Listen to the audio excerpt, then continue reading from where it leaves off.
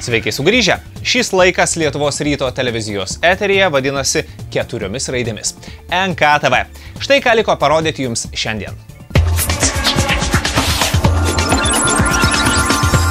Netrukus nersime naršyti po internetą.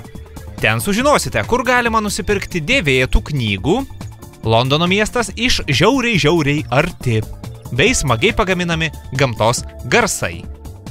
Kiek vėliau žaidimų naujienos bei didžioji žaidimų apžvalga. Šį kartą kokį RPG mums pagamino kaimynai Lenkai.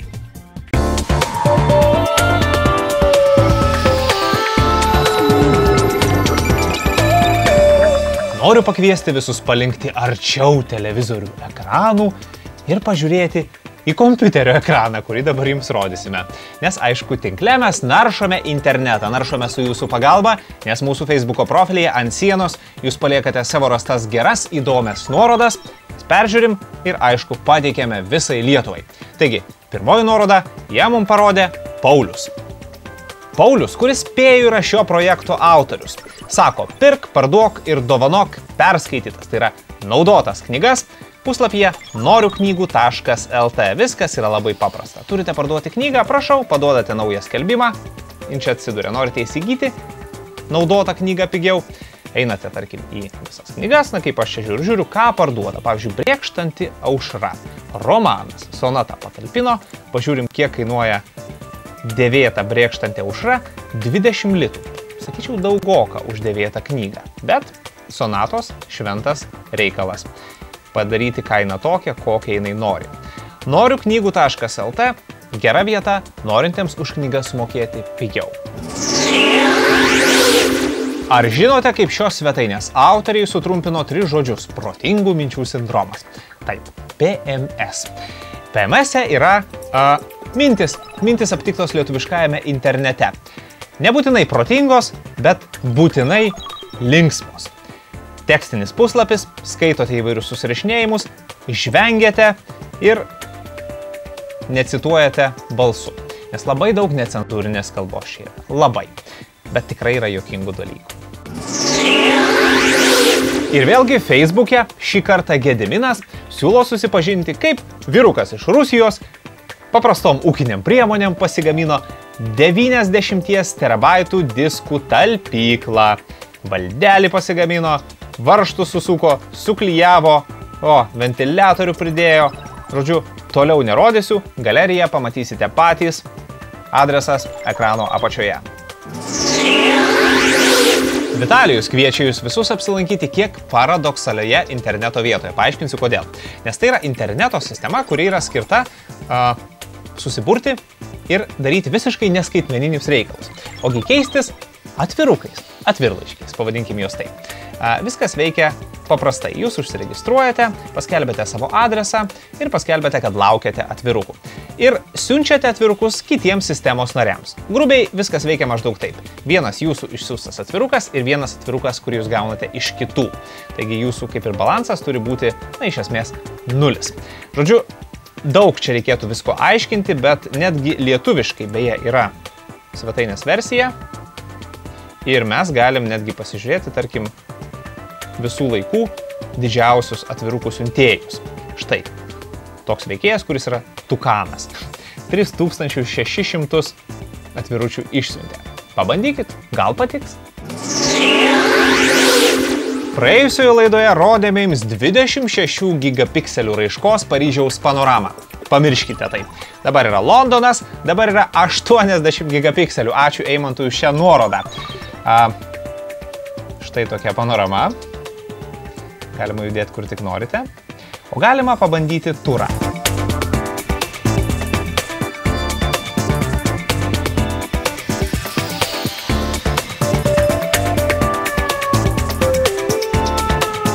Šiaip neįtikėtinas dalykas, iki kokio lygio galima pritraukti panoramos vaizdą. Matote? Panaršykite patys po 80 gigapikselių Londoną. Adresą matote ekrano apačioje. O dar paprašiau, užsukite į mūsų Facebooko profilį. Ten pamatysite nuorodą taip pat, galėsite tiesiog paspausti ir grožėtis šią svetainę. Ir paskutinė svetainė šiandien – atsipalaiduokime kartu ir paklausykime gamtos garsų, kuriuos mums rekomendavo pasiklausyti Mantas. Kaip viskas veikia, gaunate tokį pultelį mikšerinį ir 4 liniuotės. Čia, tarkim, dedam paukščiukus, tebūnie žuvėdros.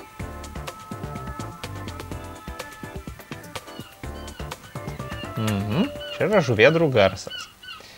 Toliau. Čia įsidėkime paplūdimio foną.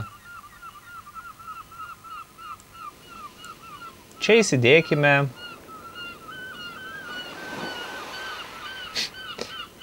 Darto Veiderio efektą.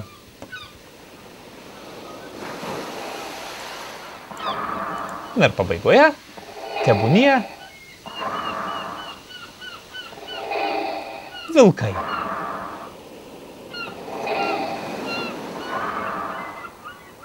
Ir visą šį grožį galima išsaugoti savo kompiuteryje. Kodėlgi ne? Tai viskas. Tiek svetainių šiandien laidoje NKTV rubrikoje Tinkle.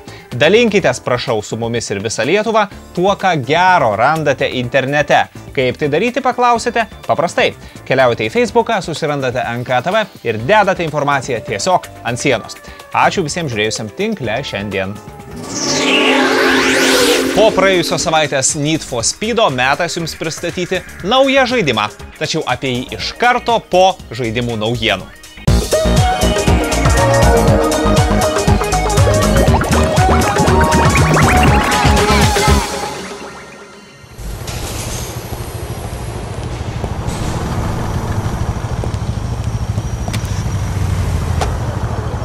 GTA 4 yra geriausiai parduodamas visų laikų žaidimas. Tai faktas. Per pirmąją jo prekybos dieną žaidėjai nupirko 3 milijonus kopijų. Per pirmą savaitę jis uždirbo $500 milijardo. Manoma, kad dabar pasaulyje klajoja daugiau nei 17 milijonų žaidimo kopijų. Tačiau rinkos analitikai galvoja, kad naujos dalies galėsime laukti dar bent porą metų. Analitikų teigimu artimiausiems metams kūrėjams pakaks pelno iš žadamų Max Payne 3 ir LA Noire bei kitų projektų. Todėl kitos GTA dalies geriausiu atveju sulauksime 12 metais.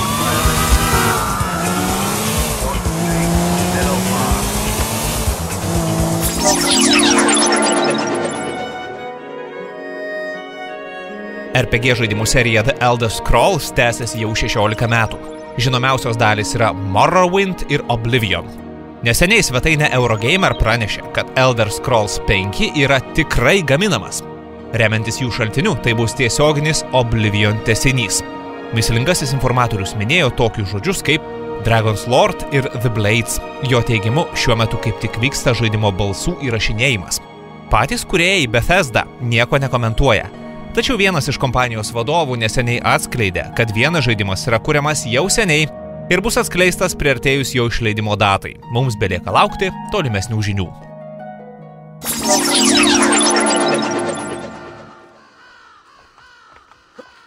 Assassin's Creed sėkmingai sujungia lakstymą stogais, slapukišką žudimą ir konspiracijos teorijas. Nieko nuostabaus, kad tokį kokteilį paruošti užtrunka metus ar kitus.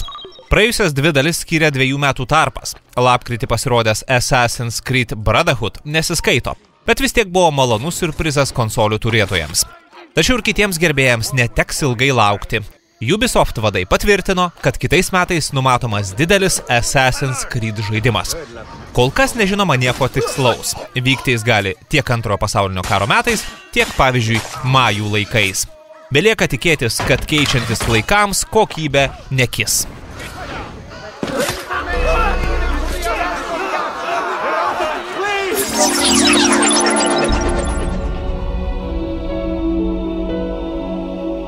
Two Worlds yra vienas sėkmingiausių mūsų kaimynų Lenkų žaidimų. Nieko nuostabaus, kad pasirodė antroji dalis. Tiesa, kol kas jie gali džiaugtis tik europiečiai, bet ne mums tos skųstis.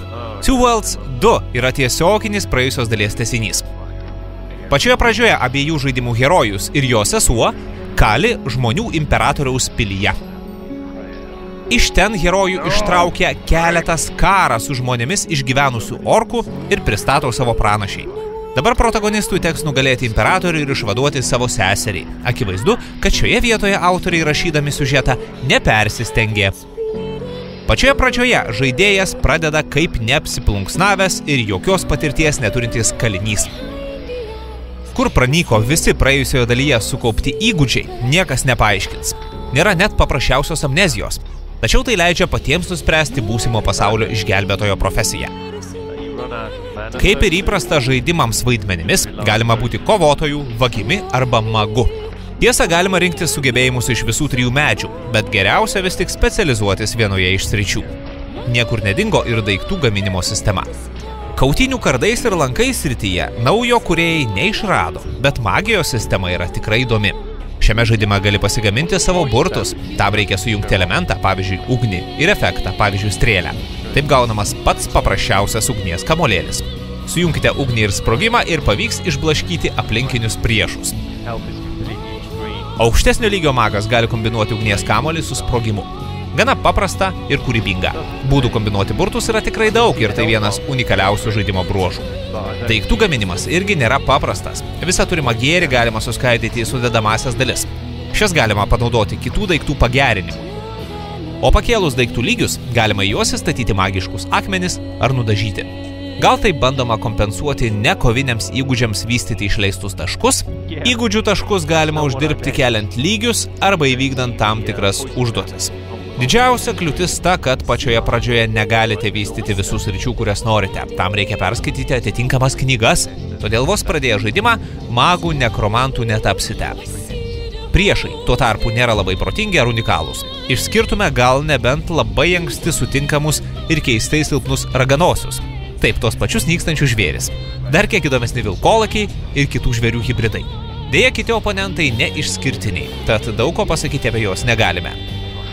Reziumė trumpas ir aiškus. Jei palaikote kaimynų Lenkų siekį tapti žaidimus kuriančią šalimi ir norite, kad laikas belaukiant Witcher 2 neprailgtų, galite išbandyti Two Worlds 2. Na, o jeigu esate tikrai kokybiškų RPG fanas, nupūskite dulkės nuo Dragon's Age, o dar geriau Baldur's Gate. Noriu padėkoti Jums už dėmesį šiandien, ačiū, kad žiūrėjote, užsukite į Facebooką ir paspauskite patinka ties NKTV ir aišku, YouTube galite pamatyti senesnės šio sezono laidas. Viskas, į eterį sugrįšime ateinantį sekmadienį lygiai 11. Čia buvo NKTV ir Ernestas Janušas, gero ir gražaus likusio sekmadienio. Iki!